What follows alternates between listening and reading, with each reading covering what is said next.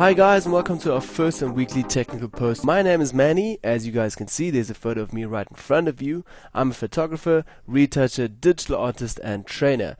With this said, I quickly want to thank the Kiki team for giving me the opportunity to post these video tutorials of mine on the Kiki blog as well. What I basically want to provide in these video tutorials are tips and tricks on the post-production side of photography, like software knowledge, basic retouching, retouching on its own, getting certain effects, creating effects, increasing your workflow, plugins and presets, and way more, using programs like Bridge, Photoshop and Lightroom.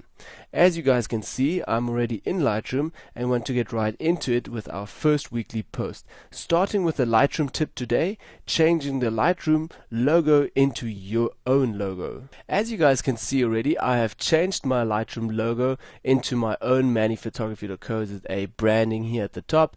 Plus I changed the text and font style of the text here. Plus I added my logo on the left hand side of a panel and on the right hand side. So if I go up and down, it still stays there nice and easy. Why do I have this? This is because if you say sit with a client and you're at a meeting and showing the client something on your Lightroom, you just look way professional because your logo is everywhere. Plus, say you're at a shooting and you are shooting tethered directly into your Lightroom and your client is looking over your shoulder into Lightroom, you also look very professional because your branding is everywhere. This is just a super trick that helped me always, and this is what I want to share with you guys quickly today. Alright, I want to get started with the first logo here at the top. So what you will have to do is you have to go to Lightroom and say Identity Plate Setup. Select that. A new window will come up and it will pretty much look like this on your screen, like this. So you will have to firstly enable the box at the top here. This means that you are enabling the identity plate and you are able to change the top here as well.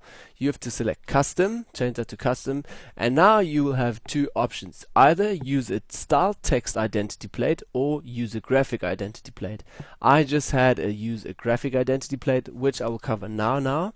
First I want to show you guys use a style text identity plate. So I'm going to tick off that box, and in here I can pretty much say your name is John Photography, maybe something like that, 2011, and I'm able to select all of that, change it to a nice font style, maybe Georgia, and change the size of the font, so say 48, and you will have it over here at the top changed to whatever it is, whatever photography. You can also write it in capital letters, whatever you like to.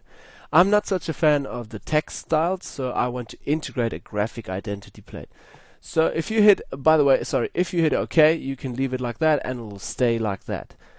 I want to show you guys how to use a graphic identity plate, so I'll switch over here and tick this box. Now for those of you who understand how to integrate something like this by resizing your own branding, you can just go to locate file and locate it somewhere. Say like for instance mine is on the desktop now. I say logo Lightroom PNG file because then it's transparency with a background. So I'm going to select that and say choose, and ta-da, I've got my logo in here already. I can just hit OK and you've got your logo directly integrated into your Lightroom. For those of you who don't understand how to resize this, I quickly will show you guys how to resize your logo and integrate it as well. Okay, cool. I'm just going to hit cancel, open my Photoshop and quickly create this box at the top here.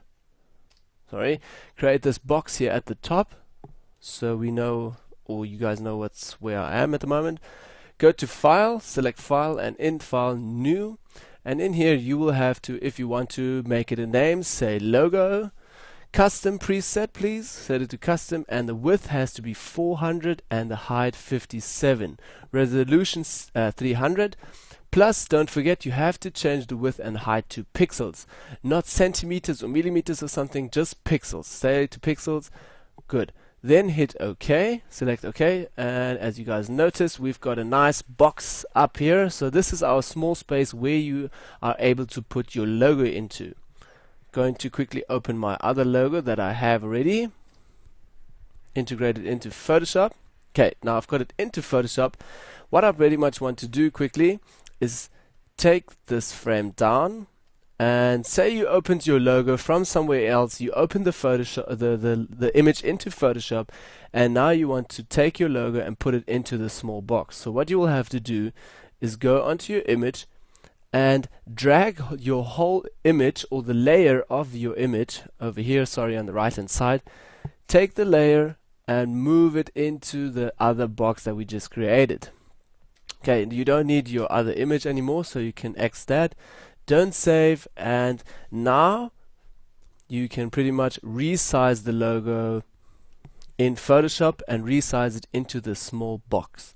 So I'm going to zoom out a little bit because it's super big, my logo at the moment, way too big for the small box.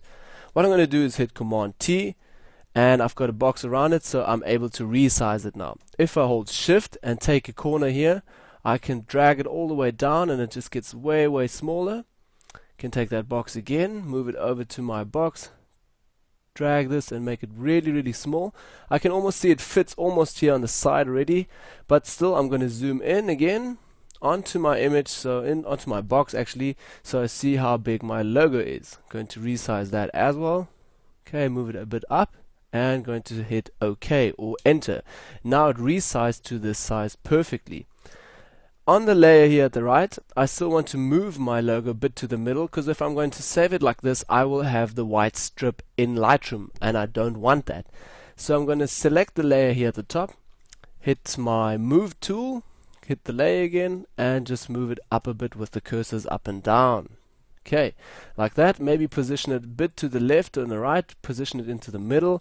Okay, but now I still have the two white stripes around it. That I also don't want that, so I'm going to double click here on my background layer here at the bottom, say OK just to unlock it, and now I will go to my marking tool over here, select the whole box, hit right click and say fill with a black background color, say black, and hit OK.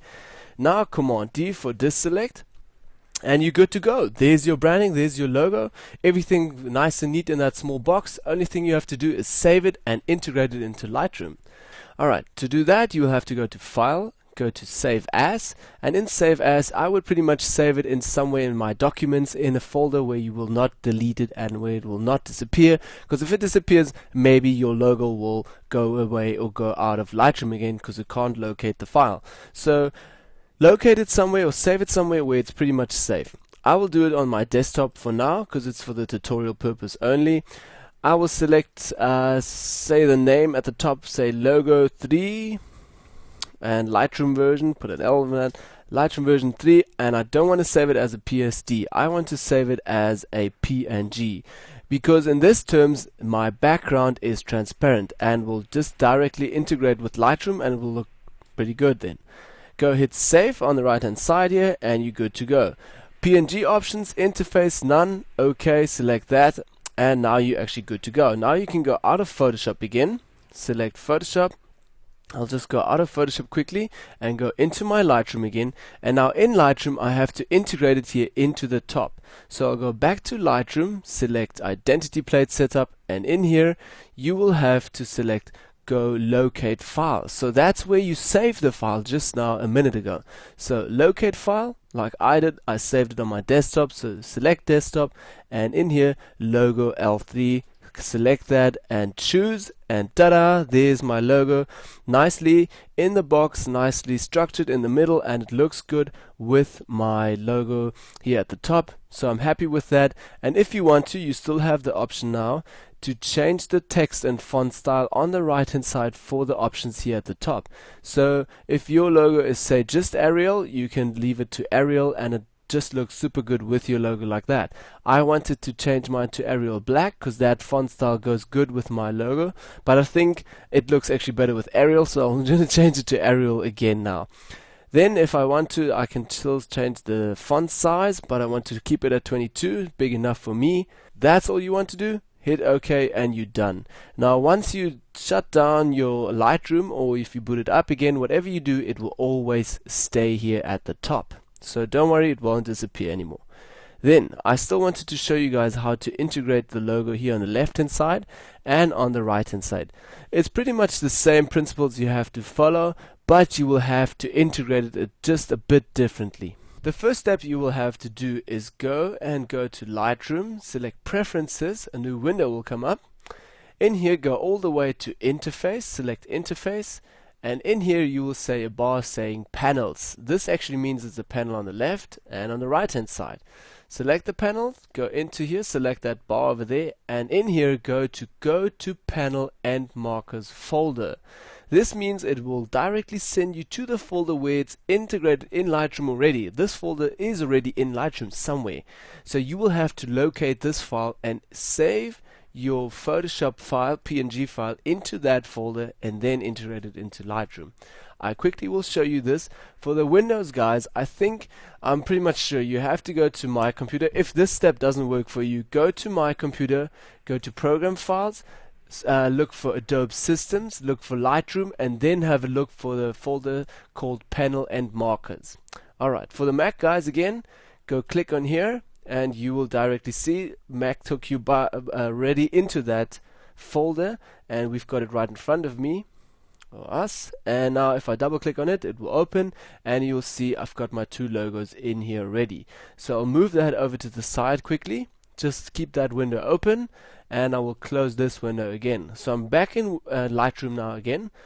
Now what I'm going to do is make my branding, resize it to this canvas size or this box size, and then save it into that folder I just opened, and then we're going to activate it in Lightroom. Alright, let's go to Photoshop quickly. Okay, in Photoshop, go to File, say New Canvas, and you want to pretty much save a new box. So what I'll do is say New Box. It's going to be Logo Box, say for instance something like that. Going to hit Presets, Custom again. The width has to be 265 pixels and the height 267 pixels. It's a resolution 300 and color mode RGB, yes, 16-bit, that works for me. Okay, hit that and we've got our small box or size, that canvas size that goes into Lightroom. I will quickly open my logo, drag it into Photoshop. Okay, got it here, and now I've integrated my logo already into this box. It's pretty much the same principles that we just had before. Drag your logo over to this box, resize it, and just save it like that. But I forgot to mention earlier that if you save it as a PNG, it doesn't matter if you have a white or black background, it's anyways going to be transparent. That's why you're saving it as a PNG. If you have a JPEG and it's black already, I would prefer make your whole background black, or try to make your background of your logo kind of this color over here, this grayish, because then it will just look really nicely with your whole Lightroom. Okay, going back to Photoshop, in here I'll say now we've done resizing and everything. You have your logo the way you want it. You go over to File again and select Save As. In Save As, I will now save it on my desktop just to show you guys quicker how to do this. Go to Desktop, I'll save this to Logo Box, and as a PNG, yes, and hit Save. PNG options, interlace, yes, I want none, okay, just keep it like that. So now I've saved it, but now I still haven't saved it into the right folder, and I still haven't integrated into Lightroom. So I'm going to minimize my Photoshop quickly, and I also want to minimize my Lightroom quickly. And in here, you will pretty much see my logo box now. You will see the logo box here on the right hand side, the PNG folder, and my folder that I just opened, the panel and marker box. So this is where the trick comes in now. You have to take this file and just move it into this panel, or this panel and marker folder. Drop it into there, and now it's integrated into that folder. Okay, hit X there and you're out of that again. So you go back to your Lightroom, and in Lightroom you will now, the last step that you will have to do is go back to Lightroom, go to Preferences, and in here Interface you will go back to your end marker, select that, and there we go, Logo Box PNG. Just select that and ta-da, we've changed our logo. It won't look different because it's the same logo I had before, but if I select a different one, you will directly notice it is something else. So if you have something totally different in there, that's most probably the default one. Yes, as it's saying default, I change it back to my logo box up and I've got it nicely and sorted in there. Alright guys, that was the quickest way to import these brandings into Lightroom. So I hope you guys enjoyed viewing these quick video tutorials. Hope to see you guys next week Wednesday again for another new technical rundown. My name is Manny, thanks for watching and see you soon. Bye bye.